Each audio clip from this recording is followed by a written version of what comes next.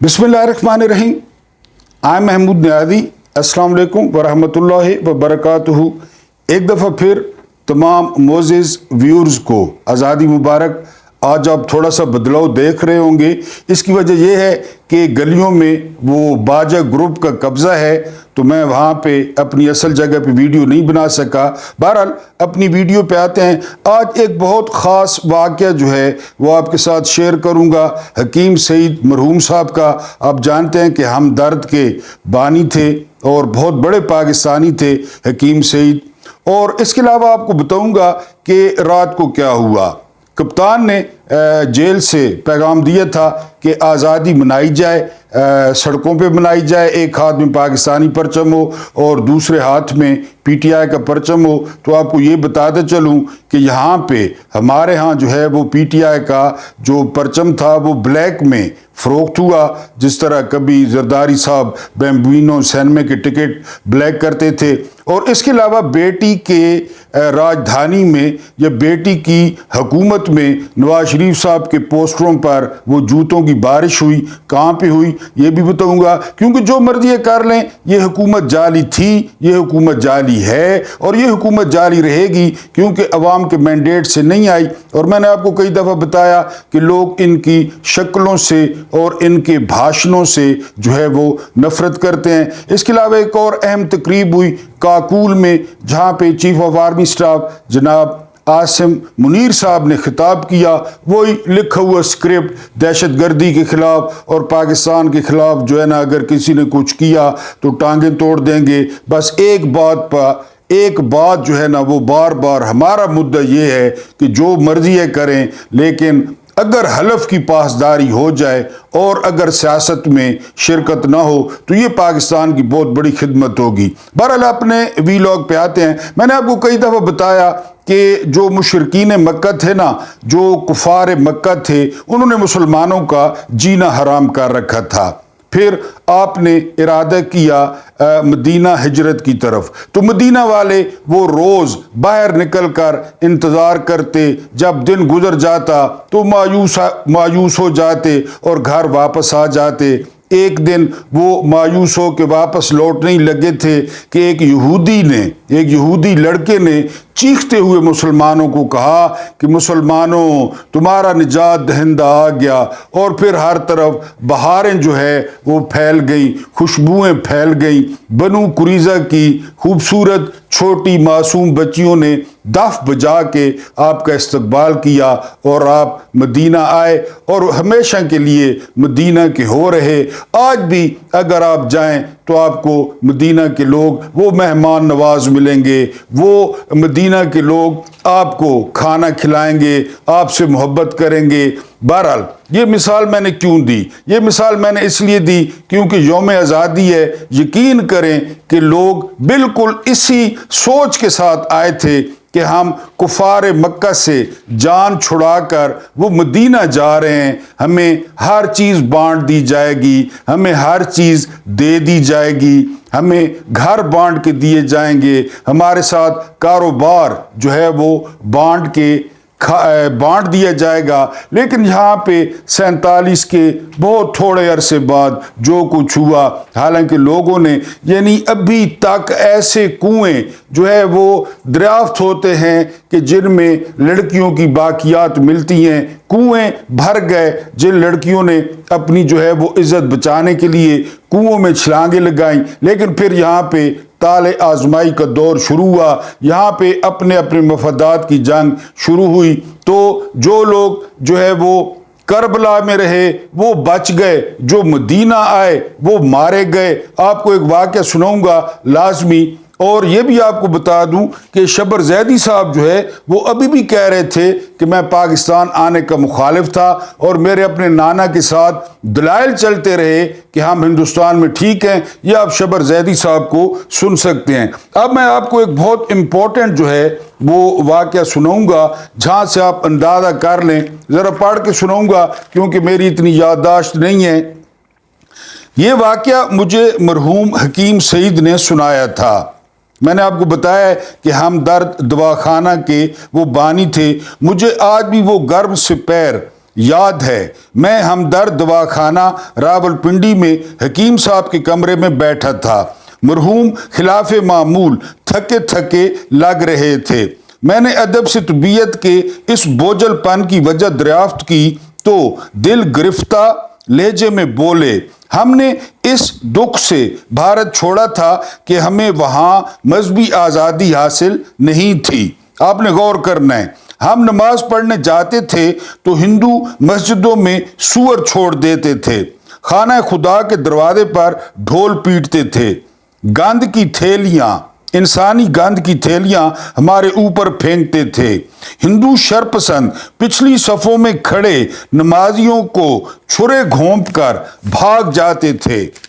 हमने सोचा चलो पाकिस्तान चलते हैं, वहां कम से कम हमारे सजदे तो आज़ाद होंगे, हमारी मस्जिदें, हमारी दरगाहें तो महफूज होंगी। लेकिन अफसोस आज मुसल्ला गार्ड्स के पहरे के बगैर पाकिस्तान की किसी मस्जिद में नमाज का तसव्वुर तक नहीं।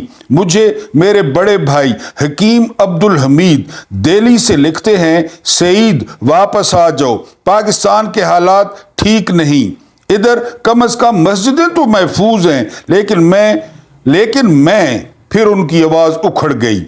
पाकिस्तान आने पर कभी आपको पछतावा हुआ? मैंने नरमी से पूछा। उन्होंने अचकन के बटन सहलाते हुए कहा, नहीं, हरगिज नहीं, ये सौदा हमने खुद किया था। हमीद भाई मेरे इस फैसले से खुश नहीं थे। हकीम सईद के बड़े भाई थे अब्दुल हमीद साहब, उनकी ख्वाहिश थी मैं दिल्ली में ही उनका हाथ बटाऊं, लेकिन मुझे लफ्ज पाकिस्तान से इश्क था, लिहाजा इधर चला आया। अल्लाह ताला ने करम किया और वो इदारा जिसकी बुनियाद मैंने 12 रुपए से रखी थी आज पाकिस्तान के चंद बड़े इदारों में शुमार होता है। ये सब पाकिस्तान से इश्क का कमाल है। उनकी आवाज में बदस्तूर मलाल था। लेकिन पाकिस्तान के हालात से दुख तो होता होगा। मैंने अपने सवाल पर इसरार किया। हाँ, बहुत होता है।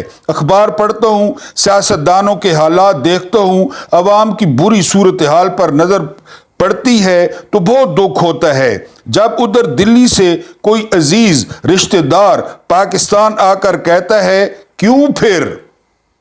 पाकिस्तान के हालात देखकर मुझे कहता है, क्यों फिर बताओ, तो दिल पर छुरी सी चल जाती है। लेकिन क्या करें, घर जैसा भी है तो अपना, हम इसे छोड़ तो नहीं सकते, लिहाजा लगे हुए हैं और लगे रहेंगे आखिरी सांस तक। कोई ऐसी ख्वाहिश जिसका आपने आज तक किसी के सामने इजहार नहीं किया? उन्होंने कुछ देर तक सोचा।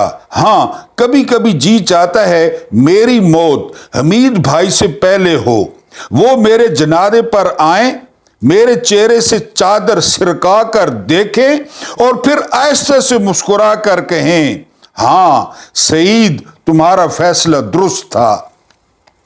वो गर्म दोपहर ढल गई तो उसके बतन से आज की खुनक और गमनाक सुबह तुलू हुई। मेरे सामने मेज पर आज के अखबार बिखरे पड़े हैं। अखबार की पेशानी के साथ आज के सबसे बड़े इंसान की तस्वीर छपी है, खून में निहाई और हसरत में डूबी हुई तस्वीर, जो हर नजर पे चीख चीख कर एक ही सवाल कर रही है, मेरा जुर्म क्या था, मुझे क्यों मारा गया? मैं तो जख्मों पर मरहम रखने वाला शख्स था, फिर मेरे अपने जिस्म को जख्म क्यों बना दिया गया? मेरा दिमाग सुलगती लकड़ियों की तरह चटकने लगा। मैंने सोचा ये तस्वीर आज दिल्ली की अखबार में छपी होगी। वो अखबार हमदर्द नगर के एक छोटे से एक गरीबाना कमरे में भी पहुंची होगी। चटाई पर बैठे एक 83 साल बूढ़े ने भी उसे उठाया होगा। उसकी आंखें भी हजारों लाखों लोगों की तरह छलक पड़ी होंगी। उसने भी शिद्दत जज्बात से अखबार परे फेंक दिया होगा। उसने भी बाजू पर दांत जमाकर चीख मारी होगी। उसने भी अपनी छाती पर हाथ मारा होगा। उसने भी चिल्ला चिल्ला कर कहा होगा, سعید تمہارا فیصلہ غلط تھا، مجھے دیکھو، 82 برس کے اس بوڑھے کو تو دیکھو، یہ بغیر محافظ کے مسجد جاتا ہے، پیدل ہسپتال پہنچتا ہے، روز صبح شام کافروں کے درمیان واک کرتا ہے، لیکن اس پر کبھی کوئی گولی نہیں چلی، اس کا کبھی کسی نے راستہ نہیں روکا۔ ہاں، اس 82 برس کے کمزور بوڑھے نے چلا چلا کر کہا ہوگا، سعید میں کربلا میں زندہ رہا، تم مدینے میں مارے گئے۔ یہ ٹوٹل کہانی ہے قائد اعظم کے اس پاکستان کی جو بڑے ولولوں کے ساتھ، جو بڑے جذبات کے ساتھ اور بڑے خوبصورت ذہنوں کی یہ پیداوار تھا۔ اب نام سے اندازہ کریں نا، چودھری رحمت الہی نے پاکستان، اب نام سے اندازہ کریں۔ حالانکہ دیکھا جائے کہ جی پاک لوگوں کے رہنے کی جگہ سعودیہ میں پاک لوگ نہیں ہیں، یا قطر میں نہیں ہیں، یا انڈیا میں نہیں ہیں، یا کسی دوسرے، لیکن ہمارا نام آپ دیکھیں، اس کے ساتھ حشر کیا کیا گیا، پھر یہ دیکھیں کیا حشر کیا گیا۔ آج یوم آزادی پہ آپ دیکھ لیں کیا حشر، رات کو پوری، یعنی ایسا لگتا تھا کہ یہ مقبوضہ کشمیر ہے، یعنی جتنی پولیس روڈوں پہ تھی، کیونکہ کپتان نے کال دی تھی کہ پی ٹی آئی کے جو لوگ ہیں وہ ایک ہاتھ میں پاکستان کا اور ایک ہاتھ میں پی ٹی آئی کا جھنڈا لے کر باہر نکلیں، اور باہر جو فسطائیت تھی، باہر جو ظلم تھا، یعنی راول پنڈی میں خواتین بھی تھیں، بچے بھی تھے، بوڑھے بھی تھے، وہاں پہ جو ہے وہ ٹیئر گیس شیل کی گئی، وہاں پہ جو ہے آنسو گیس ماری گئی، اور لاہور لبرٹی چوک میں۔ لیکن پھر ایسا ہوا، ایک وقت ایسا آیا کہ لوگ اتنے زیادہ نکل آئے کہ پولیس پیچھے ہٹ گئی۔ آپ کو شروع سے کہتا ہوں کہ طاقت کا جو سر چشمہ ہے وہ عوام ہے۔ عوام جس دن باہر آ گئی، رات کو آئی عوام اور ہر کوئی ادھر ادھر ہو گیا، جس دن عوام نے اپنی تقدیر لکھنے کا فیصلہ کر لیا، اپنی تقدیر بدلنے کا فیصلہ کر لیا، تو کوئی پنجاب پولیس، کوئی رینجرز، کوئی جو ہے وہ ایجنسی، وہ ان کا راستہ نہیں روک سکے گی۔ روک کے دکھاتے نا، اپنا آرمی چیف حسینہ واجد کا، اپنا پولیس چیف حسینہ واجد کا، اپنا چیف جسٹس حسینہ واجد کا، پوری بیوروکریسی حسینہ واجد کی، کیا ہوا وہاں پہ؟ یعنی اگر حسینہ واجد وہاں ان کو مل جاتی، آپ نے تو مجیب الرحمان کے مجسمے دیکھے ہیں نا، بانی بنگلہ دیش اور بنگلہ بندھو کے، آپ کو حسینہ واجد کے ٹکڑے ملتے لوگوں کے ہاتھوں میں۔ اتنا غیظ و غضب تھا، فسطائیت، ظلم، لوگوں کو غائب کرنا، صحافت پہ پابندیاں، لوگوں کو اغوا کرنا، لوگوں کو بند کرنا، سیاسی مخالفین کو بند کرنا، اور خالدہ ضیاء کو جیل میں رکھنا بغیر کسی وجہ کے۔ تو بات کرنے کا مطلب یہ ہے کہ لوگ جب نکل آئے نا، لوگ یہاں پہ، وہ چیف منسٹر جو ہے دعویٰ کر رہی ہے، اس کو شرم نہیں آئی کہ میں فاروق اعظم کی طرز حکومت جو ہے نا، اس کی طرح میں اپنی حکومت چلا رہی ہوں۔ یعنی اس کو منہ توڑنے والا کوئی نہیں ہے کہ کس زبان سے اس نے کس شخصیت کا نام لیا ہے، فاروق اعظم۔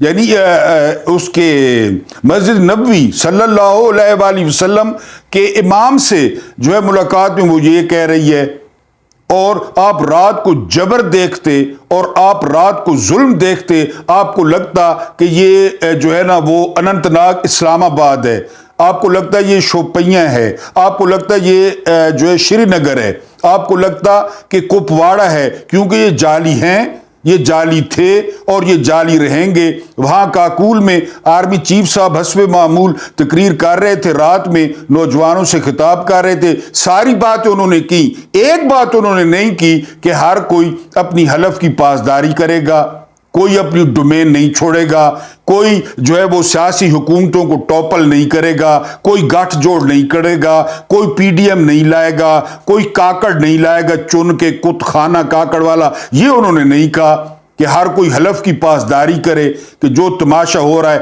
اب صرف آپ مجھے بتائیں، عمران خان نے بھی مطالبہ کیا ہے کہ جنرل فیض کو گرفتار کر لیا گیا ہے، ٹھیک ہے، اٹس اوکے، باجوہ جس پہ وہ 12 ارب روپے تھا، باجوہ جس نے حکومت بنائی، باجوہ جس نے لندن میں ملاقاتیں کھڑکائیں، باجوہ جو اپنی جو ہے نا اس کے لیے جو ہے نا وہ کر رہا تھا، ایکسٹینشن کے لیے لوبنگ کر رہا تھا، اور پھر اس نے ایکسٹینشن لی، وہ اس کے احمد عرانی والے 12 ارب روپے، وہ صابر مٹھو تو کرے نا پھر یہ پک اینڈ چوز کیا؟ فیض امید آپ مل گئے، ہماری طرف سے تو فیض امید کو آپ کل الٹا لٹکا دیں، ہمیں کیا؟ لیکن باجوہ کو بھی پکڑے نا، کیوں؟ باجوہ فیسیلیٹیٹر ہے ان کا، باجوہ ان کو لایا تھا، باجوہ کو بھی پکڑیں تو پھر پتہ چلے کہ ہاں جی یوم آزادی کا ایک اور تحفہ مل گیا کہ باجوہ بھی گرفتار ہو گیا۔ ہمارا تو پہلے دن سے مدعا یہ ہے کہ طاقتوروں کو قانون کے نیچے لائیں، تب جو ہے نا بات بنے گی۔ عمران خان کا پہلے دن سے مدعا یہ ہے۔ بہرحال رات کو ظلم، جبر، فسطائیت اور ناکہ بندیاں، لیکن اس کے باوجود سڑکوں پہ پی ٹی آئی کا راج تھا۔ میں نے آپ کو بتایا ہے کہ پی ٹی آئی کا جھنڈا وہ مہنگا بک رہا تھا اور اس کا پاکستان کا جھنڈا سستا بک رہا تھا، اور کسی بھی سٹال پہ آپ کو پی ٹی آئی کے علاوہ کسی جماعت کا اگر پرچم نظر آئے ہو، زندگی میں پہلی دفعہ دیکھا ہے کہ کسی پولیٹیکل پارٹی کا جھنڈا بک رہا ہے، کہیں پہ آپ نے نون لیگ کا جھنڈا دیکھو، پیپلز پارٹی کا جھنڈا دیکھو، پھر یہ کھو، یہ ہڈ حرام کسی نے پاکستان پی ٹی آئی والوں کا ہے ان کی کوئی ریلی دیکھی ہو کہ کوئی باہر نکلو؟ باہر نکلتے نا، نکلتی یہ تھی منسٹر لوگوں میں، یہ نکلتا پالشیا لوگوں میں، ان کو لگ سمجھ جاتی لوگ ان کے ساتھ کیا کرتے ہیں۔ وہ نواز شریف صاحب چھپے ہوئے مری میں کافی عرصے سے، رات کو مری میں کیا ہوا واقعہ تو افسوسناک ہے، لیکن پھر آپ کو پتہ ہے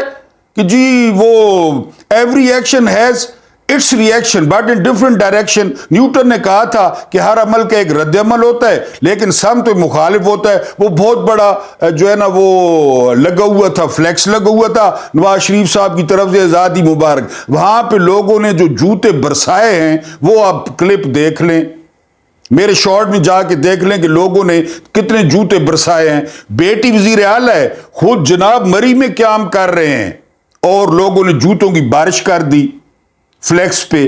اب روک کے دکھائیں لوگوں کو، یہ تو پھر خلق خدا ہے۔ میں نے کل بھی کہا کہ لوگ منہ میں روٹی لے کر جاتا ہے، کان میں روٹی لے کر نہیں جاتا، تو وہاں پہ لوگوں نے بیٹی وزیر اعلیٰ ہے اور باپ کے پوسٹر پہ جوتوں کی بارش ہو رہی ہے۔ اپنا پوسٹر پاکستانی پیسوں پہ ٹائم سکوائر میں لگایا ہوا ہے، اور ادھر جو ہے نا وہ اشتہار دیا ہوا ہے آئی ٹی سٹی کہ جی ہم آئی ٹی سٹی بنا رہے ہیں، اور نیٹ کا جو حال ہے پاکستان میں وہ آپ کے سامنے ہے۔ جہاں سے فری لانسر چھوڑ کے جا رہے ہیں، کوئی بنگلہ دیش جا رہا ہے، کوئی انڈیا جا رہا ہے کہ یہاں کام ہی نہیں ہو رہا، یہاں نیٹ ہی نہیں چل رہا، اور اپنا تھوبڑا جا لگایا ہے ٹائم سکوائر میں، وہاں پہ ہزاروں ڈالر، وہاں کوئی بھی میں بھی لگوا لوں آپ بھی لگوا لیں، وہ پیسے لیتے ہیں۔ وہاں دنیا کے مہنگے ترین برانڈ جو ہے وہ آئی فون ہو گیا، پیپسی ہو گئی، وہ، اور اس نے وہاں پہ اپنا تھوبڑا ہر جگہ پہ تھوبڑا ہونا چاہیے، یہ مسئلہ ہے، تھوبڑا ہونا چاہیے۔ ٹائم سکوائر میں تھوبڑا جا لگایا نیو یارک میں اور ہزاروں ڈالر پے کیے، اور پاکستان کا نقشہ اخبار میں چھپوایا، اس میں کشمیر ہے ہی نہیں۔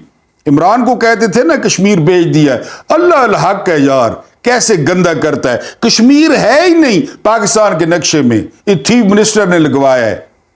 تو یہ جو مرضی ہے کر لیں، لوگ ان سے نفرت کرتے ہیں۔ یہ جعلی حکومت تھی، جعلی حکومت ہے، اور جعلی حکومت رہے گی جب تک لوگوں کے اصل لوگوں کو مینڈیٹ واپس نہیں کیا جاتا۔